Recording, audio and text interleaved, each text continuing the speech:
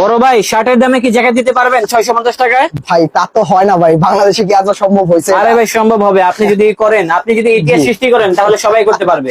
যাক, কথা কিন্তু খারাপ বলেন না ভাই, যেহেতু স্টুডেন্ট আমরা ইতিহাস সব করতে পারে ভাই, আমরাও পারবো ইনশাআল্লাহ, আমিও তো স্টুডেন্ট। আচ্ছা রাখেন, এই যে নেন টাকা 650 টাকা দিবেন তো সত্যি ভাই? ইনশাআল্লাহ। নাকি দুষ্টামি করতেছেন? না না, দুষ্টামি কিছু না ভাই, চলেন ভাই আপনার জ্যাকেটটা ভালো লাগছে এটা ভাই, তো ভালো করা তো ভাই।